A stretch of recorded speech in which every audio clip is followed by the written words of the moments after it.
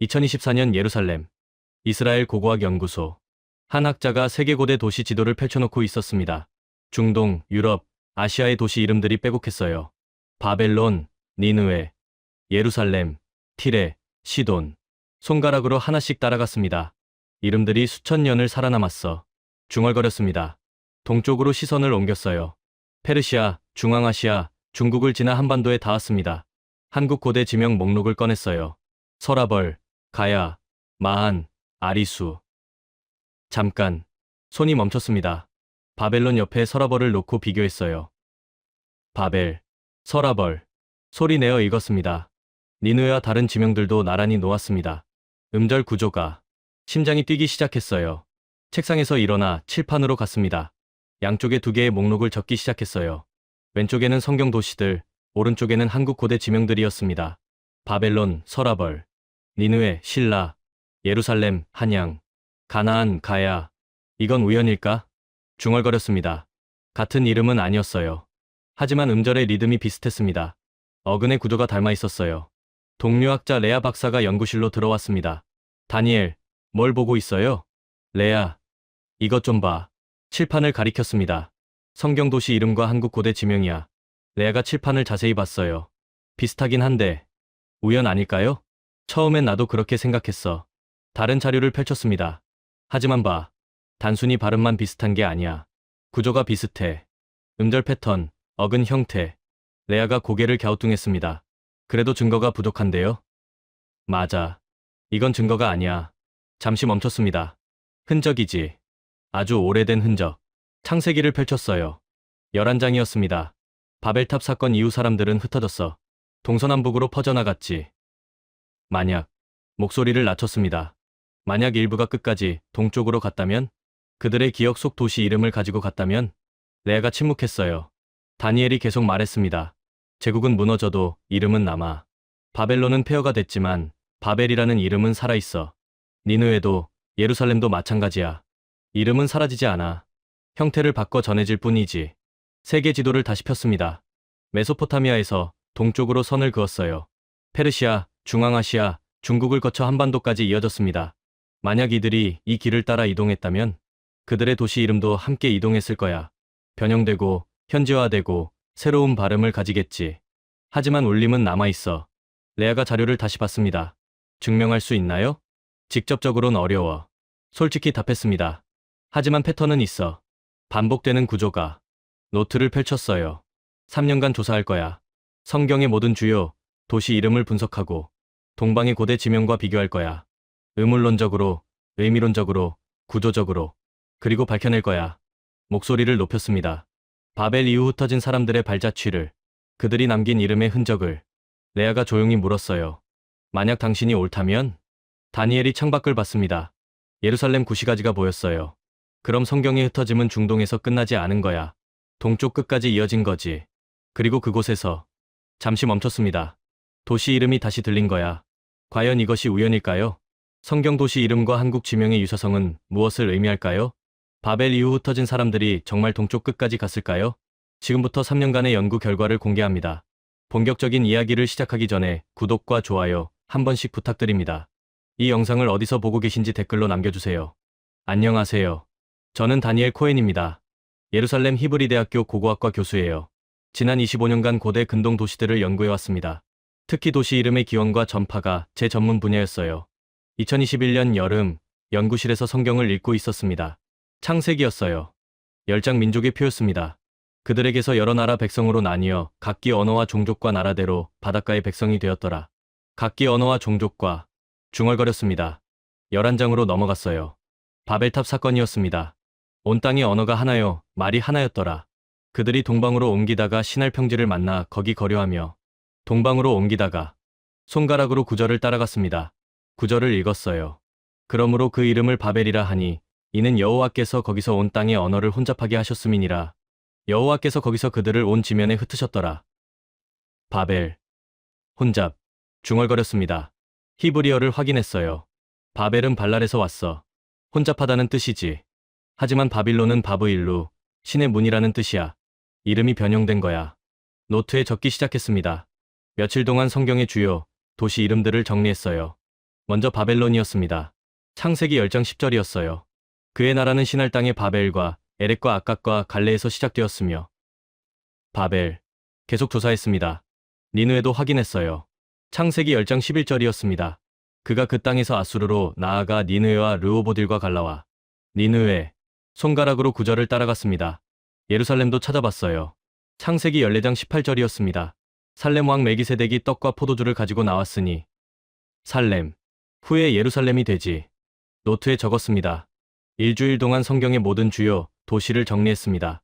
바벨론으로 의미는 혼잡 또는 신의 문이고 위치는 메소포타미아며 역사는 제국 수도고 상징은 교만과 심판이며 니느웨로 의미는 물고기 거처고 위치는 아수르며 역사는 아수르 수도고 상징은 회개와 용서며 예루살렘으로 의미는 평화의 기초고 위치는 가나안이며 역사는 이스라엘 수도고 상징은 하나님 임재며 시온으로 의미는 요새 또는 표지고 위치는 예루살렘이며 역사는 다윗 성이고 상징은 하나님 거처라고 정리했습니다. 패턴을 발견했어요. 모두 의미 있는 이름이고 지리적 위치 반영하며 역사적 사건 담고 신학적 상징 가졌다고 분석했습니다. 동료 교수 레아 박사와 토론했습니다. 레아, 고대 도시 이름의 특징이 뭘까? 지속성 아닐까요? 맞아. 제국은 무너져도 이름은 남아. 칠판에 예시를 적었어요. 바벨론은 기원전 2000년경부터 있었어. 페르시아가 정복했고 알렉산더가 점령했고 결국 폐허가 됐지. 하지만 바벨이라는 이름은 살아있어. 지금도 우리가 말하잖아. 레아가 고개를 끄덕였습니다. 니느웨도 마찬가지네요. 맞아. 기원전 612년 멸망했어. 하지만 이름은 성경에, 역사책에, 사람들 기억에 남았지. 며칠 후 도시 이름의 전파 방식을 연구했습니다. 이동 패턴을 분석했어요. 첫째로 정복을 통한 전파였습니다. 알렉산더가 동방으로 갔을 때 그리스 도시 이름들이 퍼졌어요. 알렉산드리아가 곳곳에 세워졌습니다. 둘째로 이주를 통한 전파였습니다. 민족이 이동할 때 고향 도시 이름을 가져갔어요. 새로운 땅에서 옛 이름을 사용했습니다. 셋째로 교역을 통한 전파였습니다. 실크로드를 따라 도시 이름이 퍼졌어요. 상인들이 이름을 전했습니다. 넷째로 기억을 통한 전파였습니다. 구전으로, 기록으로 이름이 전해졌어요. 세대를 거쳐 보존됐습니다. 노트 마지막 장에 큰 글씨로 적었습니다. 도시 이름은 사라지지 않고 제국 무너져도 남으며 여러 방식으로 전파되고 정복 이주 교역 기억이며 형태 바꿔 살아남고 변형되고 현지화되며 하지만 울림 남아있고 음절 구조 유사하며 바벨 후 흩어졌고 언어 갈라졌으며 사람들 이동했고 이름도 함께 갔으며 동방으로 옮긴 사람들은 어디까지 갔는가라고 정리했습니다. 노트를 덮으며 확신했습니다. 이름은 살아남아 제국보다 오래가 바벨 후 흩어진 사람들의 이름도 어딘가에 남아있을 거야. 6개월 후 연구실에서 바벨탑 사건 이후의 인류 이동을 조사하고 있었습니다. 큰 세계 지도를 벽에 붙여놓고 표시하기 시작했어요. 먼저 바벨론 위치를 표시했습니다. 현재 이라크 남부였어요. 여기서 흩어졌어. 중얼거렸습니다. 창세기 11장을 다시 펼쳤어요. 8회 9절이었습니다. 여호와께서 거기서 그들을 온 지면에 흩으셨으므로 그들이 그 도시를 건설하기를 그쳤더라. 그러므로 그 이름을 바벨이라 하니 이는 여호와께서 거기서 온 땅의 언어를 혼잡하게 하셨음이니라. 여호와께서 거기서 그들을 온 지면에 흩으셨더라. 온 지면에 손가락으로 구절을 따라갔습니다. 10장으로 돌아갔어요. 민족의 표였습니다. 야벳의 자손부터 확인했습니다. 야벳의 아들은 고멜과 마곡과 마대와 야완과 두발과 메섹과 디라스요. 지도에 화살표를 그리기 시작했어요. 서쪽과 북쪽으로 향했습니다. 그리스, 소아시아, 유럽 방향이었어요. 함의 자손도 확인했습니다. 함의 아들은 구스와 미스라임과 북과 가나안이요. 화살표를 남쪽으로 그었어요. 이집트, 에티오피아, 아프리카였습니다. 셈의 자손을 확인했습니다. 셈의 아들은 엘람과 아수르와 아르박삭과 룻과 아람이요. 화살표를 동쪽으로 그었어요. 페르시아, 메소포타미아 동부였습니다. 그런데 더 동쪽은 중얼거렸습니다. 화살표가 페르시아에서 멈췄어요. 성경 기록이 거기서 끝났습니다. 하지만 사람들은 계속 이동했을 거야. 손가락을 계속 그었습니다. 중앙아시아, 중국, 그리고 한반도까지 이어졌어요. 며칠 동안 고대 인류 이동 경로를 연구했습니다. 고고학 자료를 찾아봤어요. 청동기 시대 이동 패턴이 있었습니다. 기원전 3000에 2000년경 중앙아시아를 통한 대규모 이동이 있었어요. 서쪽에서 동쪽으로 문화가 전파됐습니다. 시기가 맞아. 노트에 적기 시작했습니다.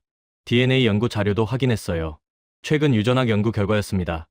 동아시아 인구 집단이 중앙아시아에서 이동해 왔다는 증거가 있었어요. 유전적으로도 연결돼 있어. 손가락으로 자료를 따라갔습니다. 일주일 후 언어학적 연구를 시작했습니다. 고대 언어의 전파를 조사했어요. 인도유럽어족이 서쪽으로 퍼졌습니다. 세머족이 중동에 남았어요. 우랄알타이어족이 동쪽으로 이동했습니다.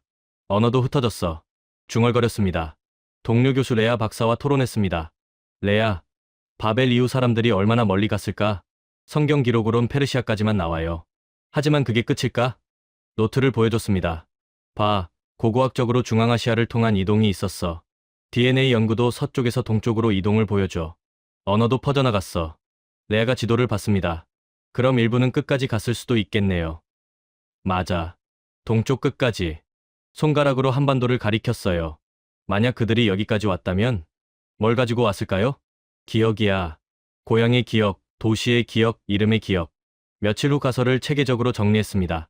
바벨 이후 흩어짐으로 기원전 2300년경이고 언어 혼잡해짐이며 민족 이동 시작했고 동서남북 퍼짐이며 동쪽 이동으로 셈 자손 일부고 페르시아 거쳐며 중앙아시아 통과하고 계속 동진했으며 가설로 끝까지 간 집단이 있고 동쪽 끝 도착했으며 기억 가지고 왔고 도시 이름 전했다고 정리했습니다.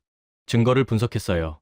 고고학적으로 청동기 문화 전파고 서에서 동으로며 기원전 3000에 2000년이고 유전학적으로 DNA 이동 패턴이고 중앙아시아 경유며 동아시아 도착이고 언어학적으로 언어 분화했고 방향 일치하며 시기 겹친다고 분석했습니다.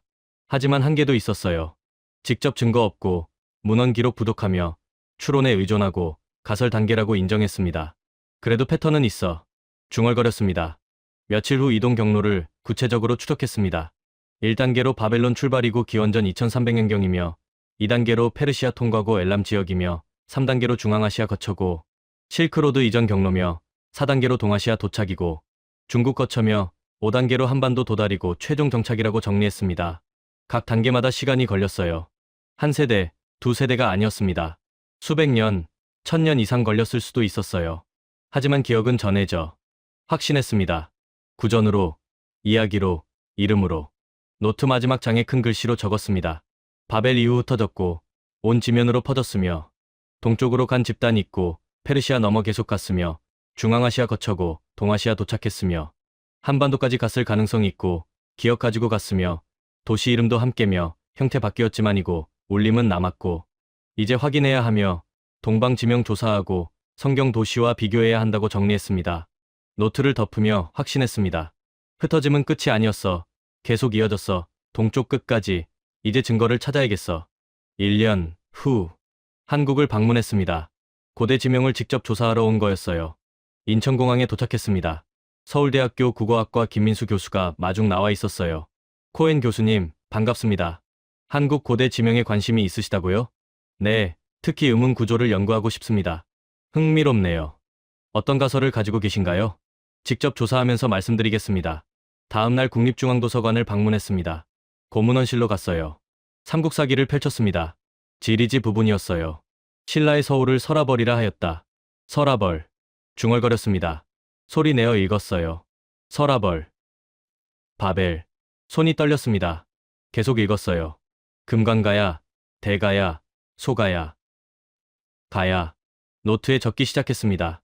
삼국유사도 확인했습니다. 고조선 관련 기록이었어요. 평양을 왕검성이라 하였다. 한강의 옛 이름은 아리수였다. 아리수. 손가락으로 구절을 따라갔습니다. 며칠 동안 고대 지명을 모두 정리했어요. 서라벌로 신라 수도고 경주 지역이며 발음은 서라벌이고 가야로 연맹 국가고 경남 지역이며 발음은 가야고 아리수로 한강 옛 이름이고 서울 지역이며 발음은 아리수고 마한으로 사만 중 하나고 전라 지역이며 발음은 마한이고 수로로 가야 왕 이름이고 김해 지역이며 발음은 수로라고 정리했습니다. 음절 구조를 분석했어요. 모두 이에 삼음절이고 모음 풍부하며 자음 부드럽고 리듬감 있다고 분석했습니다. 김 교수와 토론했습니다. 김 교수님, 이 지명들의 어원이 뭔가요? 대부분 불확실해요. 고대 언어라 정확히 알기 어렵죠. 순우리말인가요? 일부는 그런 것 같고 일부는 외래어일 가능성도 있어요. 외래어. 중얼거렸습니다. 일주일 후 성경 도시 이름과 비교하기 시작했습니다. 노트를 펼쳐놓고 양쪽을 나란히 적었어요. 바벨론으로 발음은 바벨론이고 음절은 3개며 구조는 자음 몸자음이고 서라벌로 발음은 서라벌이고 음절은 3개며 구조는 자음 모음자음이라고 비교했습니다. 니누에로 발음은 니누에고 음절은 3개며 유음 포함하고 신라로 발음은 신라고 음절은 2개며 유음 포함한다고 비교했습니다. 가나안으로 발음은 가나안이고 음절은 3개며 모음 풍부하고 가야로 발음은 가야고 음절은 2개며 모음 풍부하다고 비교했습니다. 직접적 동일성은 없었어요. 같은 이름이 아니었습니다. 하지만 패턴이 있었어요. 음절수가 비슷해. 중얼거렸습니다. 리듬이 닮았어. 3음절 구조, 모음 중심. 김 교수에게 물었습니다. 교수님, 고대 한국어에 외래 차용어가 있었나요?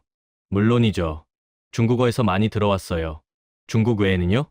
서역에서도 일부 들어왔을 가능성이 있어요. 실크로드를 통해서요. 서역. 노트에 적기 시작했습니다. 며칠 후 의문론적 변화를 연구했습니다. 언어가 이동하면서 어떻게 바뀌는지 분석했어요. 첫째로 자음 변화였습니다. 바벨의 바이, 바로 유지될 수 있었어요. 하지만 리은 변할 수 있었습니다. 둘째로 모음 변화였습니다. 아, 에, 오 같은 모음은 쉽게 바뀌었어요. 하지만 전체 리듬은 유지됐습니다. 셋째로 음절 축약이었습니다. 3음절이 2음절로 줄어들 수 있었어요. 니누에가 신라처럼요. 넷째로 의미 변화였습니다. 원래 의미는 잊혀졌어요. 새로운 의미가 부여됐습니다. 이름은 살아남지만 변형돼. 중얼거렸습니다. 일주일 후 다른 지명들도 조사했습니다. 마고라는 이름을 발견했어요. 고대 한국 신화에 나오는 인물이었습니다. 마고. 중얼거렸습니다. 성경의 마곡과 비교했어요. 창세기 10장 2절이었습니다. 야벳의 아들은 고멜과 마곡과 마곡. 마고. 손가락으로 구절을 따라갔습니다. 수로왕 이름도 확인했습니다. 가야의 시조였어요. 수로. 성경의 수루를 떠올렸습니다. 출애굽기 15장 22절이었어요. 수루 광야로 들어가서 수르. 수로. 노트에 적기 시작했습니다. 김 교수와 마지막 대화를 나눴습니다. 김 교수님, 이 지명들이 외래에서 왔을 가능성은요? 완전히 배제할 순 없어요. 하지만 증명하기 어렵죠. 기록이 없으니까요. 기록은 없지만 흔적은 있어요. 노트를 보여줬습니다. 음절 구조, 발음 패턴, 리듬. 이것들이 서쪽 언어와 비슷해요. 김 교수가 신중하게 말했습니다. 흥미롭긴 하지만 조심해야 해요. 유사성이 항상 연관성을 의미하진 않으니까요. 맞아요. 이건 증명이 아니에요. 인정했습니다. 흔적이에요. 가능성이죠. 하지만 무시할 수 없는 패턴이에요. 노트 마지막 장에 큰 글씨로 적었습니다. 한국 고대 지명 조사했고 서라벌가야 아리수며 마한수로 마고고 음절 구조 분석했으며 이에 3음절 중심이고 모음 풍부하며 리듬감 있고 성경 지명과 비교했으며 바벨 서라버리고 니누의 신라며 가나안 가야고 마곡 마고며 직접 동일성 없지만이고 음운 패턴 유사하며 리듬 구조 닮았고 이것은 증명 아니며 흔적이고 가능성이며 하지만 무시 못할 패턴이고 더 깊이 조사 필요하다고 정리했습니다. 노트를 덮으며 확신했습니다. 흔적을 찾았어. 완벽한 증거는 아니지만 패턴이 있어. 이제 의미를 찾아야겠어. 6개월 후 예루살렘으로 돌아왔습니다. 연구실에서 도시의 구조를 비교하고 있었어요. 이번엔 단순한 이름이 아니었습니다. 도시의 지형적, 상징적 의미를 분석하려 했어요. 먼저 예루살렘을 연구했습니다. 성경을 펼쳤어요. 시편 125편 2절이었습니다. 산들이 예루살렘을 두름과 같이 여호와께서 그의 백성을 지금부터 영원까지 두르시리로다. 산들이 두름과 같이. 중얼거렸습니다. 예루살렘 지형도를 펼쳤어요. 사방이 산으로 둘러싸여 있었습니다. 동쪽에 감람산, 서쪽에 시온산, 남쪽과 북쪽에도 산들이 있었어요. 분지 구조야. 노트에 적기 시작했습니다. 예루살렘의 의미도 확인했어요. 예루살렘, 이루샬렘. 히브리어를 분석했습니다. 이루는 기초, 샬렘은 평화. 평화의 기초. 손가락으로 지도를 따라갔습니다. 며칠 동안 예루살렘의 특징을 정리했어요. 지형으로 산으로 둘러싸임이고 분지 구조며 중앙의 도시고 천연 요새며 의미로 평화의 기초고 하나님 도성이며 시온의 산이고 성전 위치며 상징으로 하나님 임재고 영적 중심이며 민족 정체성이고 약속의 땅이라고 정리했습니다. 일주일 후 한양의 자료를 조사했습니다. 서울의 옛 이름이었어요. 조선시대 지도를 펼쳤습니다. 한양도였어요. 이것도 숨이 멎었습니다. 사방이 산으로 둘러싸여 있었어요. 북쪽에 북한산, 남쪽에 남산, 동쪽에 낙산, 서쪽에 인왕산이었습니다. 똑같은 구조네. 중얼거렸습니다. 한양의 의미를 확인했어요. 한자를 찾아봤습니다. 한양. 한은 한강, 양은 북쪽. 한강 북쪽. 하지만 더 깊은 의미가 있었습니다. 조선왕조실록을 읽었어요. 태조 이성계가 한양을 도읍으로 정한 기록이었습니다. 사방이 산으로 막혀 있고 한강이 앞에 있으니 천엄의 요새라. 도읍을 정하기에 합당하다. 천엄의 요새. 노트에 적기 시작했습니다. 며칠 후 김민수 교수와 만났습니다. 교수님, 한양이 선택된 이유가 뭔가요? 풍수지리 때문이에요. 풍수지리요? 네, 배산임수 구조죠. 뒤에 산, 앞에 물. 사신사가 있어요. 내 방향을 지키는 산들. 내 방향의 산. 중얼거렸습니다. 칠판에 비교표를 그리기 시작했어요. 예루살렘으로 사방산 둘러싸임이고 중앙의 도시며 기드론 골짜기 물이고 하나님 임재 상징이며 한양으로 사방산 둘러싸임이고 중앙의 도시며 한강 물이고 왕권 정당성 상징이라고 비교했습니다. 김 교수가 놀란 표정을 지었습니다. 구조가 비슷하네요. 우연일까요? 모르겠어요. 하지만 패턴은 확실해요. 일주일 동안 더 깊이 연구했습니다. 도시의 기능을 비교했어요. 예루살렘으로 정치 중심 왕궁이고 종교 중심 성전이며 민족 정체성이고 영적 구심점이며 한양으로 정치 중심 궁궐이고 제천의식 종묘며 민족 수도고 문화 중심이라고 정리했습니다. 도시 내 주요 건물도 비교했어요. 예루살렘은 성전이 중심이었습니다. 하나님께 제사 드리는 곳이었어요. 한양은 종묘가 중요했습니다. 조상과 하늘에 제사 드리는 곳이었어요. 둘 다 제사가 중심이야. 중얼거렸습니다. 며칠 후 도시의 방향성을 조사했습니다. 예루살렘 성전은 동쪽을 향했어요. 에스겔 43장 4절이었습니다. 여호와의 영광이 동문을 통하여 성전으로 들어가니. 동쪽. 손가락으로 구절을 따라갔습니다. 한양의 궁궐도 확인했습니다. 경복궁의 정문 광화문도 남쪽을 향했어요. 하지만 종묘는 동쪽에 있었습니다. 동쪽을 중시했네. 노트에 적었습니다. 동료 교수 레아 박사에게 연구 결과를 보여줬습니다. 레아, 이것 좀 봐. 예루살렘과 한양이 놀랍도록 비슷해. 노트를 펼쳤어요. 지형 구조가 같아. 사방이 산으로 둘러싸였어. 중앙에 도시가 있고 물이 흐르지. 기능도 비슷해.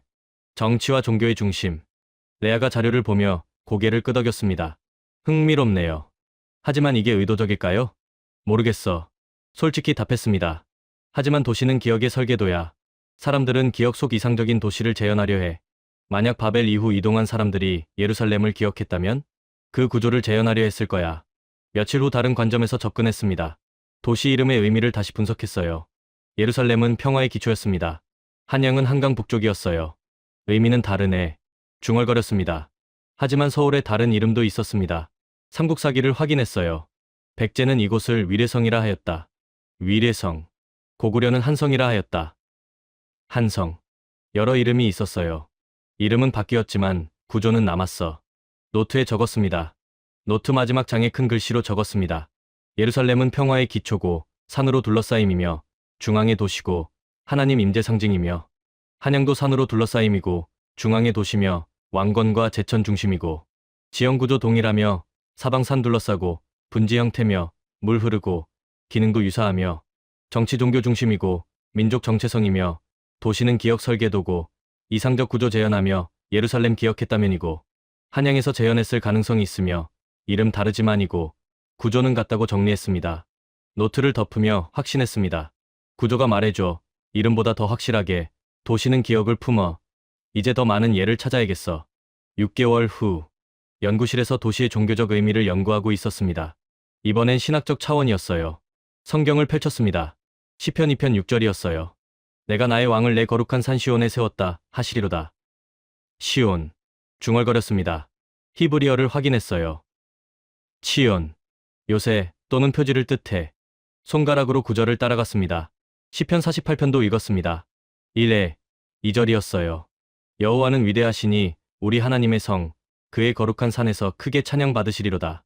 북방에 있는 시온 산은 높고 아름다워 온 세계가 즐거워하며 큰 왕의 성이로다. 하나님의 성. 중얼거렸습니다. 며칠 동안 시온의 신학적 의미를 정리했어요. 첫째로 하나님의 거처였습니다. 시편 132편 1-3에 1-4절이었어요. 여호와께서 시온을 택하시고 자기 거처를 삼고자 하여 이르시기를 이것이 영원히 나의 안식처니 내가 여기 거주할 것은 이를 택하였음이로다. 둘째로 왕권의 정당성이었습니다. 하나님이 왕을 세우는 곳이었어요. 다윗의 왕조가 시온에서 시작됐습니다. 셋째로 민족의 정체성이었습니다. 이스라엘의 영적 중심이었어요. 시온을 잃는 것은 정체성을 잃는 것이었습니다. 넷째로 하늘과의 연결이었습니다. 산은 하늘과 땅을 잇는 곳이었어요. 하나님이 내려오시는 장소였습니다. 시온은 단순한 산이 아니야. 중얼거렸습니다. 하늘과 땅이 만나는 곳이지. 일주일 후 한국의 제천 문화를 조사했습니다. 삼국사기를 읽었어요. 제사 기록이 있었습니다. 신라는 천신에게 제사를 지냈다. 하늘에 고하여 나라의 안녕을 빌었다. 천신.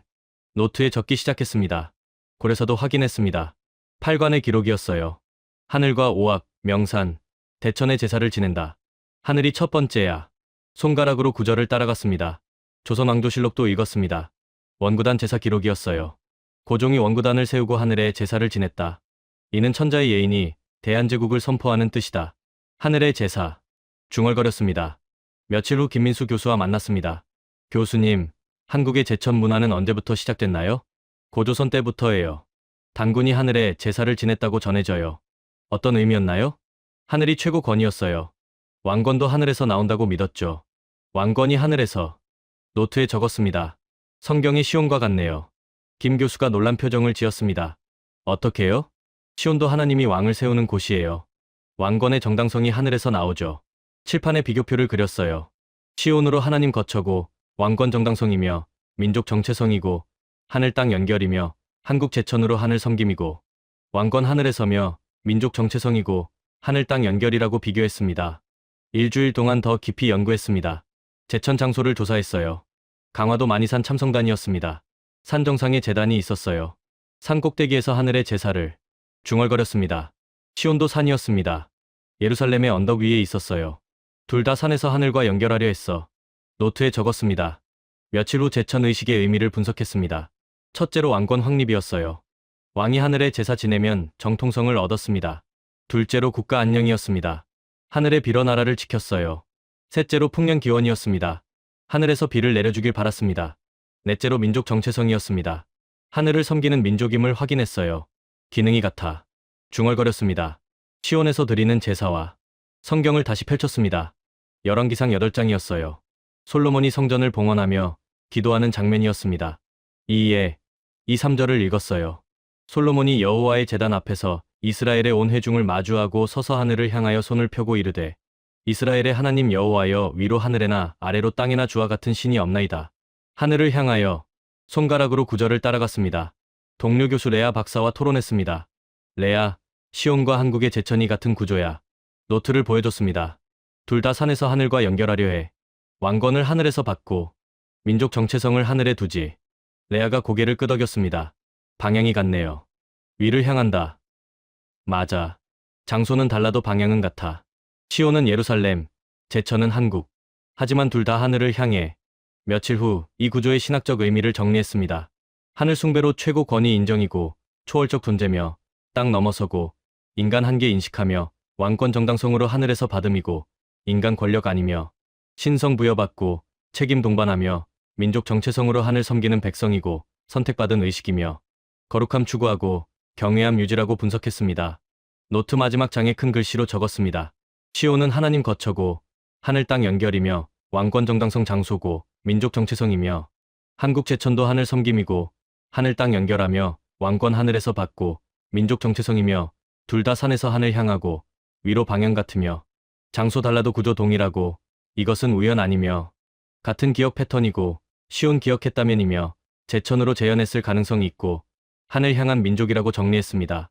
노트를 덮으며 확신했습니다. 방향이 증거야. 둘 다 하늘을 향해 시온과 제천이 같은 구조를 가졌어. 6개월 후 성경에 심판받은 도시들을 연구하고 있었습니다. 요나서를 펼쳤어요. 한 장 1에 2절이었습니다. 여호와의 말씀이 아미떼의 아들 요나에게 임하니라 이르시되 너는 일어나 저 큰 성읍 니느웨로 가서 그것을 향하여 외치라 그 악독이 내 앞에 상달하였음이니라 하시니라. 니느웨 중얼거렸습니다. 3장으로 넘어갔어요. 3에 4절이었습니다. 요나가 여호와의 말씀대로 일어나서 니느웨로 가니라. 니느웨는 사흘 동안 걸을 만큼 하나님 앞에 큰 성읍이더라. 요나가 그 성읍에 들어가서 하루 동안 다니며 외쳐 이르되 40일이 지나면 니느웨가 무너지리라 하였더니 40일이 지나면 손가락으로 구절을 따라갔습니다. 며칠 동안 니느웨의 역사를 조사했어요. 고고학 자료를 찾아봤습니다. 니느웨는 아수르 제국의 수도였어요. 기원전 7세기에 최전성기를 맞았습니다. 하지만 기원전 612년 멸망했어요. 바빌론과 메대 연합군에게 함락됐습니다. 영광에서 멸망으로. 노트에 적기 시작했습니다. 나움서도 확인했습니다. 니느웨의 멸망을 예언한 책이었어요. 한 장 1절이었습니다. 니느웨에 대한 경고, 곧 엘고스 사람 나움의 묵시의 글이라. 3장 1절을 읽었어요. 화 있을 진저 피의 성이며 거짓이 가득하며 포악이 떠나지 아니하는 곳이로다. 피의 성. 중얼거렸습니다. 일주일 후 한국 고대사의 흥망성쇠를 조사했습니다. 삼국사기를 읽었어요. 신라, 백제, 고구려의 멸망 기록이 있었습니다. 먼저 백제를 확인했습니다. 의자왕이 사치와 향락에 빠져 정사를 돌보지 않았다. 신하들이 가나였으나 듣지 않았다. 마침내 나당연합군에게 멸망하였다. 경고를 듣지 않았네. 손가락으로 구절을 따라갔습니다. 고구려도 확인했어요. 연개소문 사후 권력 다툼이 일어났다. 내분으로 나라가 약해졌다. 당나라가 쳐들어와 멸망하였다. 내분으로. 노트에 적었습니다. 며칠 후 김민수 교수와 토론했습니다. 교수님, 삼국이 멸망한 이유가 뭔가요? 여러 이유가 있지만 공통점이 있어요. 무엇인가요? 교만과 부패예요. 정점에 이르렀을 때 타락했죠. 그리고 경고를 무시했어요. 경고를 무시. 중얼거렸습니다.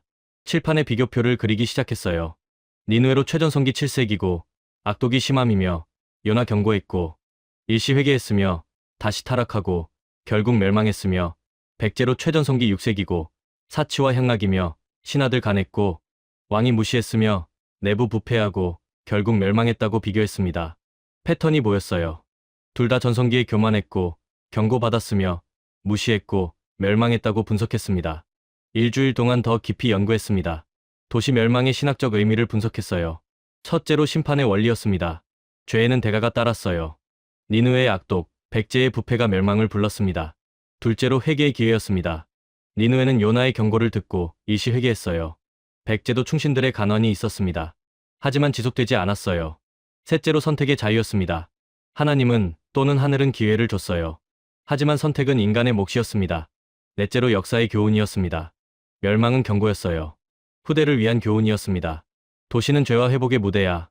중얼거렸습니다. 며칠 후 요나서를 다시 읽었습니다. 3장 10절이었어요. 하나님이 그들이 행한 것 곧 그 악한 길에서 돌이켜 떠난 것을 보시고 하나님이 뜻을 돌이키사 그들에게 내리리라고 말씀하신 재앙을 내리지 아니하시니라. 회개하면 용서하시네. 손가락으로 구절을 따라갔습니다. 하지만 나움서는 달랐어요. 결국 니느웨는 멸망했습니다. 일시적 회개는 충분하지 않았어. 노트에 적었습니다. 동료 교수 레아 박사와 마지막 대화를 나눴습니다. 레아, 도시의 흥망이 같은 패턴이야. 노트를 보여줬습니다. 니느웨나 백제나 똑같아. 전성기에 교만하고 경고를 무시하고 결국 멸망하지. 레아가 생각에 잠겼습니다. 그럼 도시는 도덕적 실험장이네요. 맞아. 죄와 회개, 심판과 용서의 무대야. 니느웨는 그걸 보여줬어. 한국의 삼국도 마찬가지고. 며칠 후 이 패턴의 보편성을 분석했습니다. 다른 문명들도 확인했어요. 로마 제국도 전성기에 타락했습니다. 도덕적 부패가 멸망을 불렀어요. 바빌론도 마찬가지였습니다. 교만이 심판을 불렀어요. 보편적 원리야. 중얼거렸습니다. 교만은 멸망 앞에 가고 겸손은 영광 앞에 간다. 잠언 16장 18절이 떠올랐습니다. 교만은 패망의 선봉이요 거만한 마음은 넘어짐의 앞잡이니라. 노트 마지막 장에 큰 글씨로 적었습니다. 니느웨는 경고받은 도시고 악독이 심했으며 요나가 외쳤고 일시 회개했으며 다시 타락하고 결국 멸망했으며 한국 삼국도 경고받았고 부패와 교만이며 충신들 간했고 왕들 무시했으며 내분으로 약해지고 결국 멸망했으며 패턴이 같고 전성기 교만이며 경고 무시하고 회개 기회 놓쳤으며 심판받았고 도시는 무대며 죄와 회복 실험장이고 선택의 결과 보여주며 이것은 보편 원리고 니느웨나 백제나 같다고 정리했습니다. 노트를 덮으며 확신했습니다. 도시는 교훈을 남겨 니느웨처럼 백제처럼 경고를 무시하면 멸망해. 이제 세계에 알려야겠어. 1년 후 런던 국제고고학회 연례학술대회. 전 세계 학자 700명이 모였습니다. 저는 특별 세션 발표자로 초대됐어요. 제목은 고대 도시 이름의 전파, 바벨에서 동방까지였습니다. 발표 전날 밤 호텔에서 자료를 다시 봤습니다. 3년 연구의 결과가 여기 있었어요. 성경 도시 이름, 한국 고대 지명, 비교 분석 자료들이 펼쳐져 있었습니다. 내일이면 공개하는 거야. 혼잣말을 했습니다. 다음날 오전 10시 강당으로 향했어요.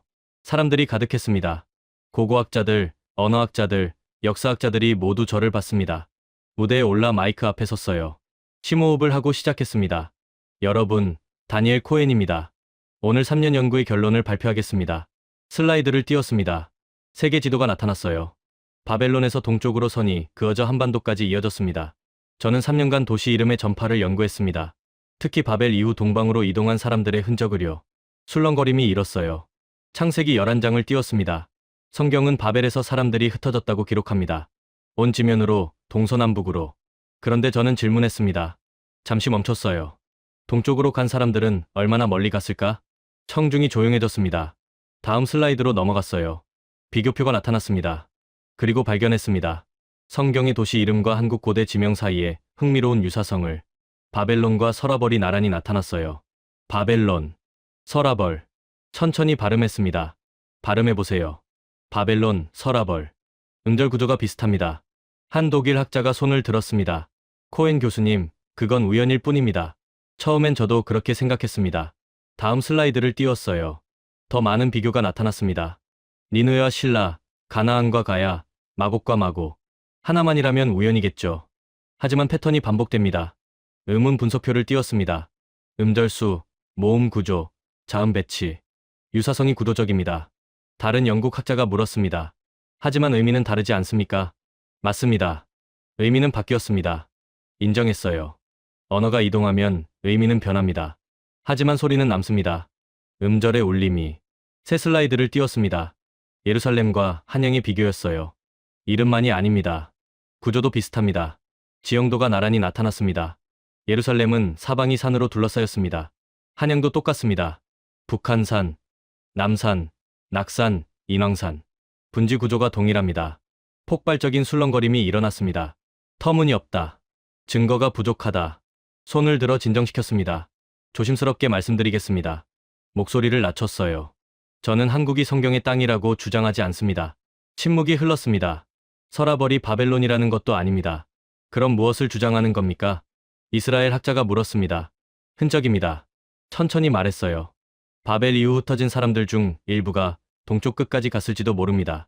그들은 기억을 가지고 갔습니다. 고향의 이름, 도시의 구조, 하늘을 향한 신앙, 그리고 새로운 땅에서 그것을 재현했습니다. 형태를 바꿔, 의미를 바꿔, 하지만 울림은 남겨두고. 다음 슬라이드를 띄웠습니다. 시온과 제천 문화 비교였어요. 시온은 하나님이 왕을 세우는 곳입니다. 한국의 제천도 왕권을 하늘에서 받는 의식입니다. 방향이 같습니다. 위를 향합니다. 한 프랑스 학자가 조심스럽게 물었습니다. 교수님, 이것이 증명 가능한가요? 직접적으로는 어렵습니다. 솔직히 답했어요. 문헌 기록이 없으니까요. 하지만 패턴은 있습니다. 의문론적, 구조적, 신학적 패턴이. 이것을 모두 우연이라 하기엔 너무 구체적입니다. 질의응답이 이어졌습니다. 1시간 넘게 논쟁했어요. 증거가 부족하다. 추측에 불과하다. 학문적으로 받아들일 수 없다. 하지만 저는 침착하게 답했습니다. 저는 단정하지 않습니다. 다만 가능성을 제시할 뿐입니다. 이름은 이동하고 기억은 형태를 바꿉니다. 바벨 이후 흩어진 사람들 중 누군가는 동쪽 끝까지 갔을지도 모릅니다. 마지막 슬라이드를 띄웠습니다. 한강 사진이었어요. 해가 지고 있었습니다. 이것은 증명이 아닙니다. 천천히 말했어요. 흔적입니다. 가능성입니다. 성경의 도시는 중동에 남아 있습니다.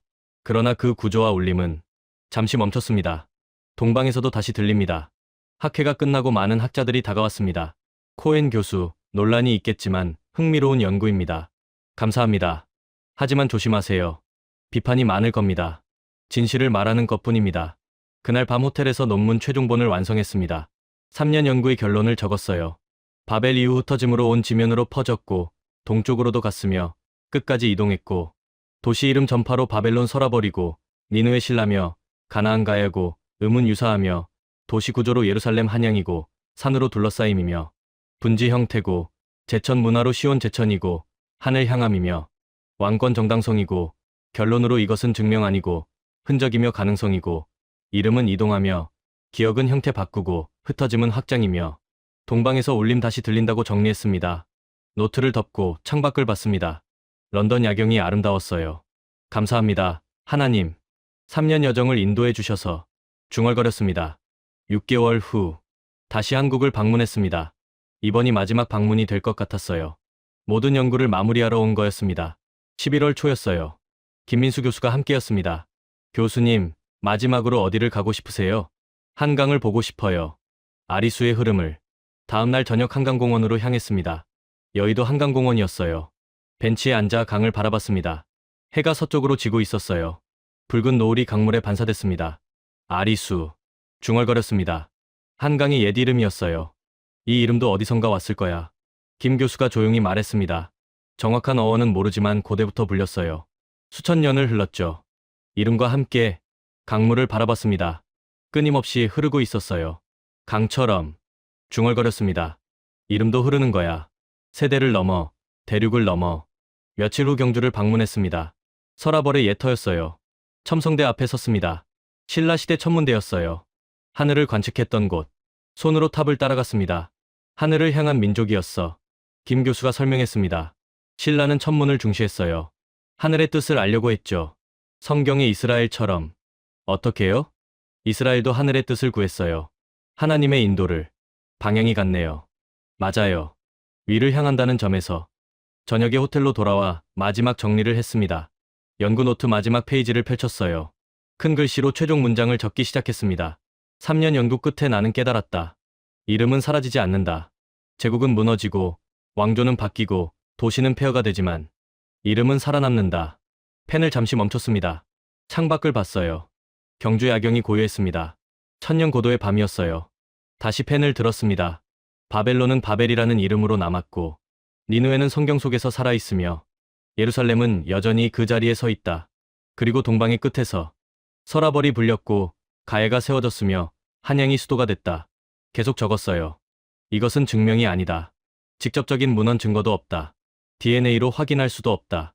하지만 손이 떨렸습니다. 흔적은 있다. 의문의 울림, 도시의 구조, 하늘을 향한 신앙. 이 모든 것이 말해준다. 바벨 이후 사람들은 흩어졌고 일부는 끝까지, 동쪽 끝까지 갔다. 펜을 다시 멈췄습니다. 깊이 숨을 들이마셨어요. 그들은 기억을 가지고 갔다. 고향 도시의 이름을, 산으로 둘러싸인 도시의 구조를, 하늘의 제사 지내는 신앙을, 그리고 새로운 땅에서 재현했다. 바벨론은 서라벌이 됐고 예루살렘의 구조는 한양에서 되살아났으며 시온의 제사는 제천으로 이어졌다.